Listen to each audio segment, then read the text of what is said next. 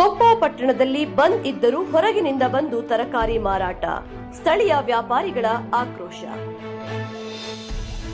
ಶನಿವಾರ 17/8/2024ರಂದು ಮಲೆನಾಡು ರೈತ ಹಿತರಕ್ಷಣಾ ಸಮಿತಿ ಶೃಂಗೇರಿ ಕ್ಷೇತ್ರ ಬಂದ್ಗೆ ಕರೆ ಕೊಟ್ಟ ಹಿನ್ನೆಲೆ ಕೊಪ್ಪ ಪಟ್ಟಣದಲ್ಲಿ ಸಹವರ್ತಕರು ಬೆಳಿಗ್ಗೆಯಿಂದಲೇ ತಮ್ಮ ಅಂಗಡಿ ಮುಂಗಟ್ಟುಗಳನ್ನು ಬಂದ್ ಮಾಡಿ ರೈತರ ಹೋರಾಟಕ್ಕೆ ಬೆಂಬಲ ಸೂಚಿಸಿದ್ದರು. ಆದರೆ ಚಿಕ್ಕಮಗಳೂರಿನಿಂದ ಬಂದ ರಸ್ತೆ ಬದಿ ತರಕಾರಿ ಮಾರುವ ವ್ಯಾಪಾರಿ ಮಾತ್ರ ಬಂದ್ ಸೂಚನೆ ಇದ್ದರೂ ಸಹ ಬೆಳಿಗ್ಗೆ ತರಕಾರಿ ಮಾರಾಟ ಮಾಡುತ್ತಿದ್ದು, ಸ್ಥಳೀಯ ತರಕಾರಿ ವ್ಯಾಪಾರಿಗಳು ಮತ್ತು ರೈತ ಮುಖಂಡರು ಹೋಗಿ ಎಚ್ಚರಿಕೆ ನೀಡಿದ ಮೇಲೆ ನಿಲ್ಲಿಸಿದ್ದು, ನಾಳೆ ವ್ಯಾಪಾರ ಮುಂದುವರೆಸುವುದಾಗಿ ಕಾಫಿನಾಡು ನ್ಯೂಸ್ಗೆ ಸಹ ಪ್ರತಿಕ್ರಿಯೆ ನೀಡಿದ್ದರು.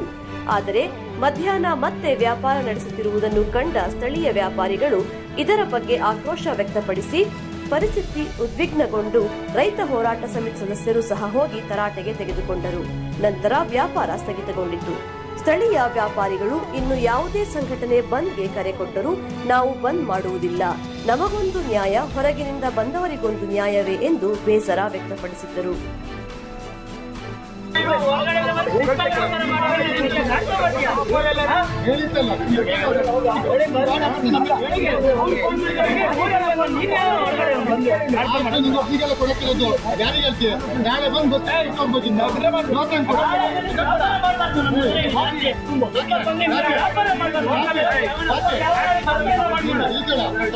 ನಿಮಗೆ ಮಾನವರಿಲ್ಲ ಪಾಪ ಲೋಕಲಲ್ಲಿ